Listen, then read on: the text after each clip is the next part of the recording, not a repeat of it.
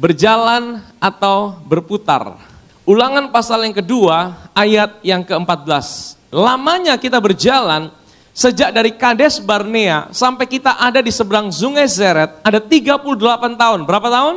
Sampai seluruh angkatan itu, yakni prajurit, habis binasa dari perkemahan seperti yang dijanjikan Tuhan dengan sumpah kepada mereka.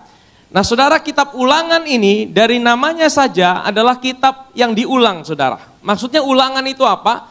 Itu adalah recap dari perjalanan orang Israel, dan ini ditulis oleh Musa ketika mereka sudah mengakhiri perjalanan mereka dan mereka hampir masuk ke tanah perjanjian, yaitu di Kades Barnea saudara. Kenapa 38 tahun? Bukankah orang Israel di padang gurun berapa lama saudara? 40 tahun, betul? Tapi kenapa dikatakan 38 tahun? Karena 40 tahun itu dibagi atas dua tahun pertama mereka itu berjalan dengan tuntunan Tuhan. Jadi mereka keluar dari Mesir, mereka dibebaskan keluar dari Mesir, kemudian mereka sampai ke Gunung Horeb, mereka melewati itu namanya Laut Merah, mereka lihat mujizat Tuhan dibuat. Mereka sampai di Gunung Horeb, mereka menerima itu namanya hukum Taurat di situ. Kemudian mereka mulai membangun kemah suci, mereka mendapatkan pengajaran-pengajaran untuk melakukan sebagainya. Itu kurang lebih 2 tahun mereka berjalan bersama Tuhan. Tetapi akhirnya mereka sampai di satu tempat yang namanya Kades Barnea. Kades Barnea ini adalah satu tempat di mana harusnya mereka itu tinggal masuk saja ke Kanaan saudara. Harusnya 2 tahun itu merupakan perjalanan mereka bersama Tuhan. Tidak lama lagi mereka akan masuk ke tanah perjanjian untuk menikmati semua janji Tuhan. Tetapi apa yang terjadi? Nanti kita akan lihat ada peristiwa di Kades Barnea. Akhirnya membuat mereka tidak lagi berjalan, tapi mereka mengembara, atau orang Kupang bilang taputar saudara. Ada penundaan selama kurang lebih 38 tahun. Apa sih janji Tuhan buat orang Israel saudara? Tanah perjanjian yang seperti apa saudara? Mari kita lihat di dalam Ulangan pasal yang ke-8. Sebab Tuhan Allahmu membawa engkau masuk ke dalam apa? Negeri yang baik. Suatu negeri dengan sungai, mata air dan danau yang keluar dari lembah-lembah dan gunung-gunung. Mereka tidak ada bukan seperti di Mesir, di padang gurun, ya kan? Mereka harus pukul batu baru keluar air.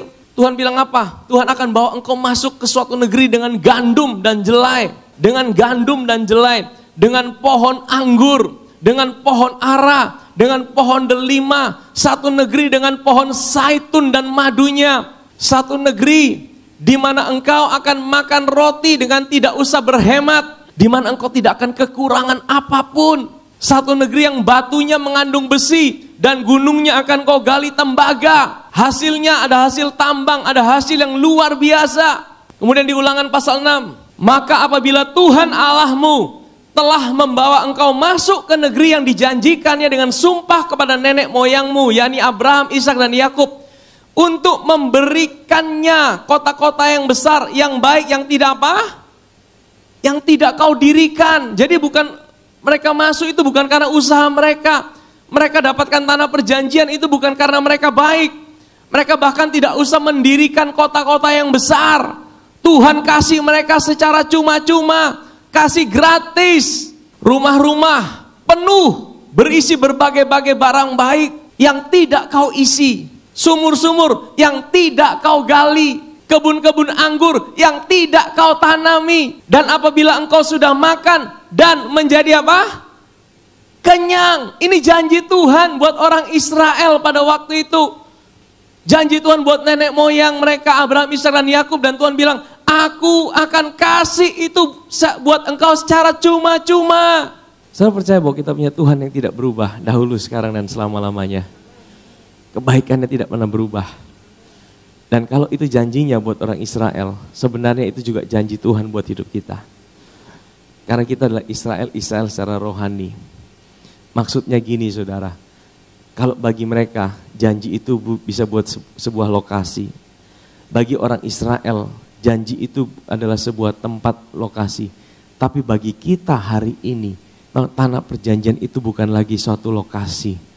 Tapi sebuah situasi, sebuah keadaan, sebuah kondisi di mana hari ini Tuhan Yesus sudah bayar segala sesuatu buat hidup saudara dan saya. Amin saudara. Tuhan Yesus sudah bayar segala sesuatu buat hidup saudara dan saya. Dan percayalah kita punya Tuhan yang baik. Kita punya Tuhan yang bayar segala sesuatu yang terbaik buat hidup saudara. Amin. Dan Dia ingin kita menikmatinya. Ibrani pasal 4 ayat yang pertama sampai yang ketiga. Sebab itu baiklah kita waspada. Dalam bahasa Inggris dikatakan let us fear. Baiklah kita takut. Jadi satu-satunya takut yang benar ini saudara. Takut apa saudara? Waspada. Waspada supaya apa? Supaya jangan ada seorang di antara kamu yang dianggap ketinggalan. Ketinggalan apa? Sekalipun janji akan masuk dalam perhentiannya masih berlaku. Masih berlaku sampai sekarang saudara. Janji untuk masuk dalam perhentiannya. Perhentiannya itu apa? Perhentiannya adalah tanah perjanjian. Bagi kita hari ini apa tanah perjanjian? Tanah perjanjian itu apa yang Yesus sudah sediakan dan bayar buat hidup kita. Amin saudara. Karena kepada kita diberitakan juga kabar kesukaan sama seperti kepada mereka. Jadi Paulus ini kasih komparasi, kasih perbandingan. Orang Israel itu sudah diberikan janji, udah diberikan kabar kesukaan, udah diberikan janji sama Tuhan. Mereka akan nikmati namanya tanah Kanaan. Tetapi mereka tidak menikmati itu. Hanya 2 orang yang menikmati. Namanya siapa? Yosua dan Kaleb saudara. Tetapi firman pemberitaan itu tidak berguna bagi mereka. Karena apa? Tidak bertumbuh bersama-sama oleh iman dengan mereka yang mendengarnya. Jadi mereka dapat janji, tapi janji itu tidak bertumbuh bersama dengan iman. Jadi janji itu jadi seperti apa? Sepertinya sia-sia. Saudara tahu, rancangan Tuhan tidak pernah berubah. Janji Tuhan tidak pernah berubah. Tapi respon kita itulah iman. Kalau saudara tidak meresponi dengan iman, sekalipun itu sudah milik saudara, saudara tidak bisa menikmatinya dalam hidup ini. Amin saudara. Sebab kita yang beriman akan masuk ke tempat perhentian seperti yang Ia katakan. Sehingga aku bersumpah dalam murkaku, mereka takkan masuk ke dalam tempat perhentianku. Sekalipun pekerjaannya sudah selesai sejak dunia dijadikan. Bilangan 13 ayat yang pertama, Tuhan berfirman kepada Musa. Ini peristiwa di Kades Barnea saudara. Suruhlah beberapa orang mengintai tanah Kanaan yang akan kuberikan kepada orang Israel. Jadi Tuhan, tanah Kanaan itu akan diberikan atau diusahakan saudara? Namanya diberikan itu bagaimana? Dikasih secara cuma-cuma. Ya kan, tidak perlu bayar. Dari setiap suku nenek moyang haruslah kau suruh seorang semuanya pemimpin-pemimpin di antara mereka. Nah saudara kalau baca ayat yang kedua ini ya, suruhlah beberapa orang mengintai tanah Kanaan yang akan kuberikan pada orang Israel. Jadi kira-kira siapa yang suruh? Dari ayat ini kira-kira Tuhan yang suruh mereka mengintai atau mereka yang mau sendiri? Tuhan yang suruh. Tetapi saudara, kita akan lihat di kitab Ulangan. Sekali lagi kitab Ulangan, kitab apa? Kitab yang mengulang karena menceritakan kembali apa yang sudah terjadi. Saudara akan kaget ketika saudara melihat di kitab Ulangan, apa sih yang sebenarnya terjadi? Di Ulangan pasal yang pertama, ayat 21 dan 22. Ketahuilah, Tuhan Allahmu telah menyerahkan negeri itu kepadamu. Tuhan bilang apa? Majulah, dudukilah seperti yang difirmankan kepadamu oleh Tuhan Allah nenek moyangmu. Janganlah takut dan janganlah apa? Patah hati. Lalu kamu sekalian mendekati aku dan berkata, marilah kita menyuruh beberapa orang mendahului kita untuk menyelidiki negeri itu bagi kita dan membawa kabar kepada kita tentang jalan yang akan kita lalui, tentang kota-kota yang akan kita. Suruh baca ayat ini, siapa yang suruh pengintai kira-kira? Tuhan atau maunya mereka sendiri? Tadi di Bilangan kok bilang Tuhan yang suruh. Di Ulangan ini kok Musa cerita, kamu yang datang sama aku. Kamu bilang, ayo kita utus pengintai dulu 12 orang. Kamu, ya kan? Kamu yang mendekati aku. Jadi yang benar yang mana saudara? Kadang-kadang Tuhan itu bukan Tuhan yang suka paksa saudara. Saya percaya maunya Tuhan itu sebenarnya. Kalau Tuhan bisa kasih, udah jalan aja. Jangan pakai pikir-pikir terlalu banyak, saudara. Kadang-kadang kita sebagai manusia itu, saudara. Tuhan sudah bilang melangkah, maju. Kita pun logika bilang, ayo kita pertimbangkan dulu, kita pikir baik-baik dulu. Ini bisa kok tidak, ini bisa kok tidak. Jadi sebenarnya gini, saudara. Mereka itu yang mulai meragukan Tuhan. Dan mereka bilang sama Musa, makanya Musa cerita kembali itu. Jadi sebenarnya ini bukan maunya Tuhan. Tapi karena Tuhan tahu mereka maunya seperti itu, sudah. Tuhan bilang, besok atur sudah, besok ikut sudah, besok mau. Seolah-olah seperti Tuhan yang suruh. Dan kita mendapati beberapa kali kejadian seperti itu. Contoh, waktu mereka di Gunung Sinai. Sebenarnya Tuhan itu tidak pernah kasih hukum Taurat buat orang Israel untuk dilakukan, untuk dibenarkan. Tuhan itu tahu orang Israel tidak mampu lakukan hukum Taurat. Tapi kenapa kok Tuhan itu tahu kenapa Tuhan kasih, sama dengan menjebak orang Israel. Tuhan itu tidak menjebak. Tapi Tuhan itu karena kekerasan hati orang Israel. Mereka bilang apa? Tuhan, pokoknya semua yang Tuhan perintahkan akan kita lakukan. Satu kali Tuhan bilang apa juga? Tuhan tidak mau kan orang Israel punya raja sebenarnya. Siapa yang punya ide punya raja? Rakyat Israel. Wih, itu bangsa lain punya raja. Ketong masa sudah ada raja, ketong cuma pakai nabi sah. Wah, kurang asik ini bangsa sudah ada raja, ketong kurang ikut tren yang sekarang. Akhirnya Tuhan bilang, ya sudah, usah mau seperti itu, ikut sudah, usah mau. Bukan berarti Tuhan itu yang Tuhan yang mau. Tapi karena manusia yang mau. Nah, kadang-kadang kita seperti itu, bukan? Dan apa yang terjadi? Mari kita lihat di Bilangan pasal 13. Ketika mereka sampai di lembah Eskol, dipotong merekalah di sana satu cabang dengan setandan buah anggurnya.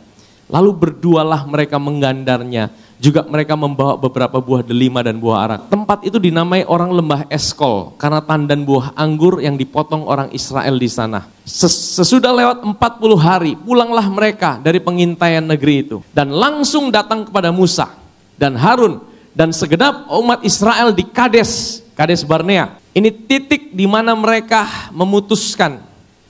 Mereka percaya sama Tuhan atau mereka ragu sama Tuhan.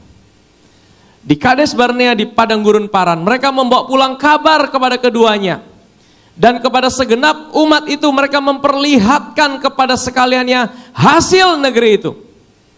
Mereka menceritakan kepadanya, kami sudah masuk ke negeri kemana kau suruh kami. Dan memang negeri itu berlimpah-limpah susu dan madunya. Dan lihatlah, inilah hasilnya. Mereka kasih tunjuk. Hanya bangsa yang diam di negeri itu apa?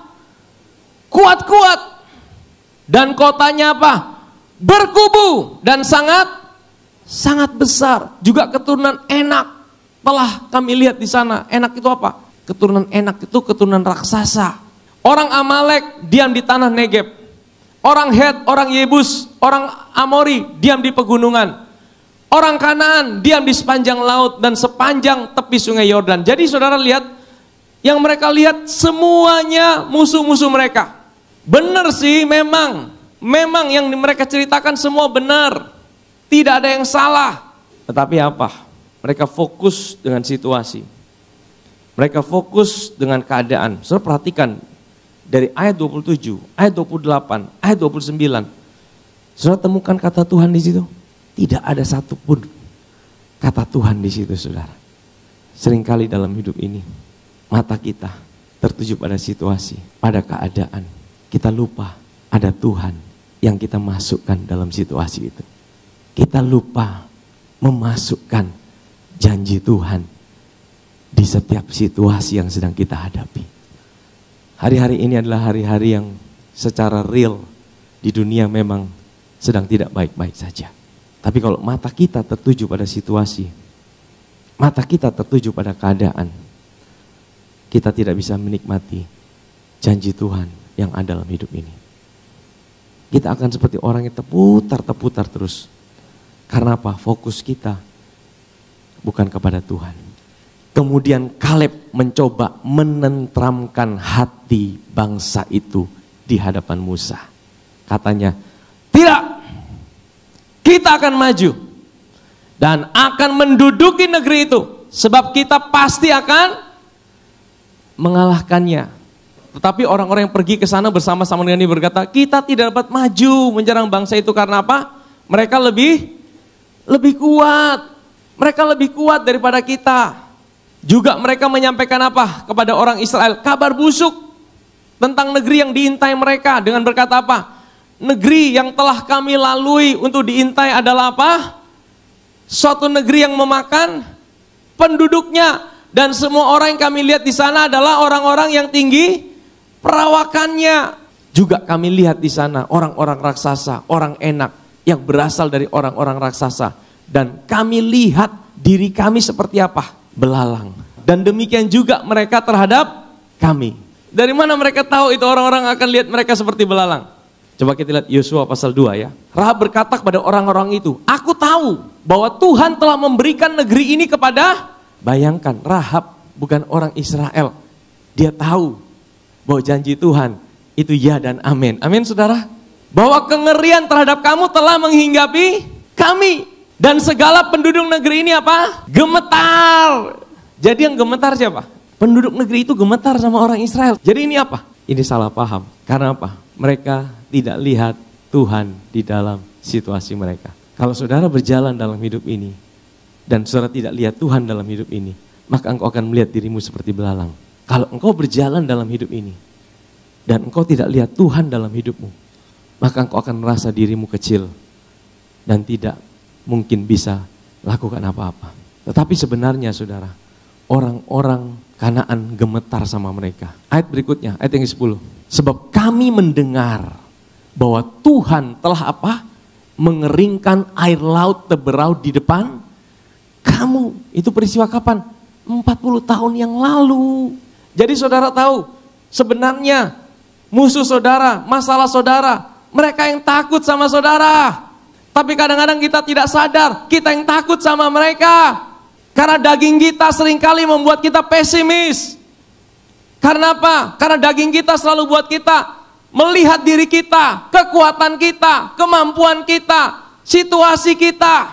Tetapi roh yang dalam kita akan selalu membawa mata kita untuk melihat kepada Tuhan. Di tengah-tengah keributan itu Yosua bin Nun dan Kaleb bin Yefune yang termasuk orang-orang telah mengintai negeri itu mengoyakkan pakaiannya. Ayat yang ke-7, dan berkata kepada segenap orang Israel, negeri yang kami lalui untuk diintai luar biasa baiknya. Jika Tuhan berkenan kepada kita, muncul kata Tuhan saudara, masukkan Tuhan dalam situasimu. Masukkan Tuhan dalam pergumulanmu. Iman itu bukan meniadakan masalah. Iman itu bukan mengabaikan persoalan. Iman itu bukan berkata bahwa tidak ada masalah, tidak ada persoalan. Iman itu bisa membuat engkau melihat bahwa Tuhanmu lebih besar dari setiap persoalan yang ada dalam hidupmu. Iman itu memasukkan Tuhan di dalam situasi yang kau hadapi. Jika Tuhan berkenan kepada kita, maka Ia akan bawa kita masuk ke negeri itu. Dan akan memberikannya kepada kita. Karena ini janji Tuhan. Satu negeri yang berlimpah-limpah susu dan madunya. Hanya, nah ini hanya yang berikutnya. Hanya seperti ini yang saudara harus pakai. Hanya janganlah berontak pada Tuhan. Janganlah takut pada bangsa negeri itu. Sebab mereka akan kita telan habis. Perhatikan ya. Yang satu melihat mereka akan jadi makanan raksasa. Betul? Yang 2 orang, yang 10 orang bilang apa? Mereka raksasa, mereka makan orang, kita jadi makanannya. Yang 2 orang bilang apa? Kita telan habis mereka. Kita yang makan mereka, bukan mereka yang makan kita.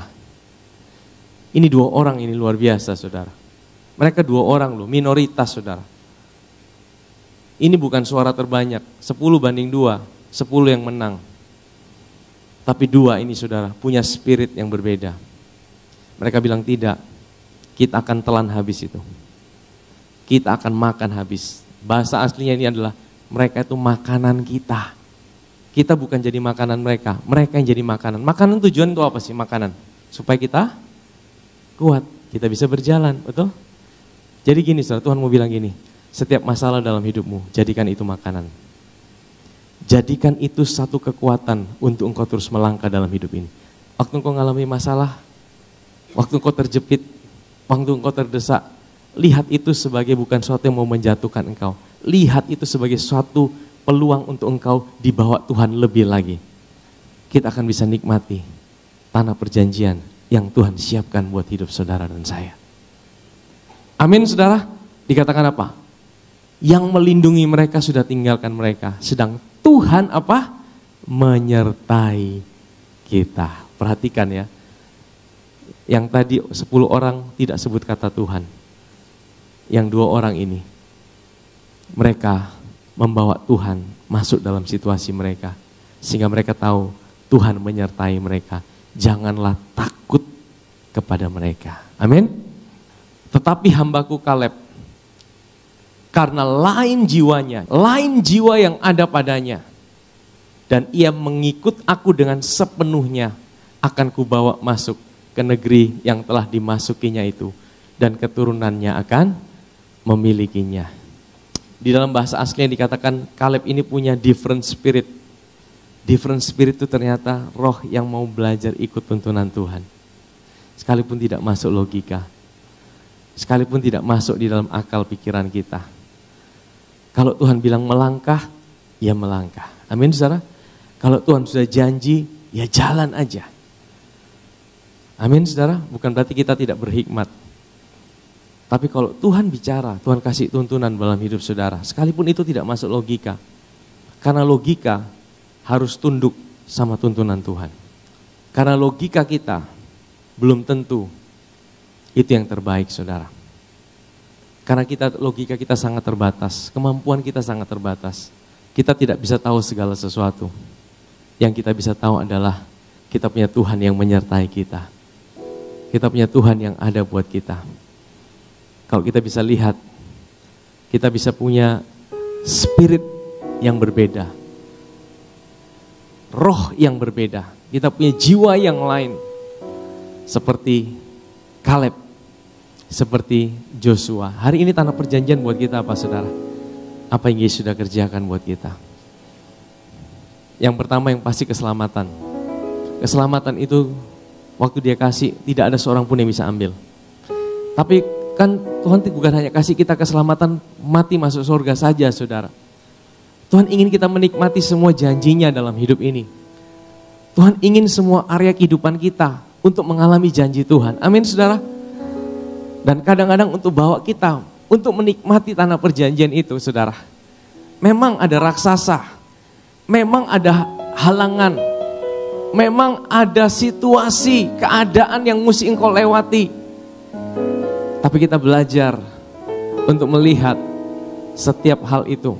Bukan untuk menjatuhkan hidup kita. Tapi itu sebagai satu makanan yang akan bawa kita terus naik bersama Tuhan. Amin saudara.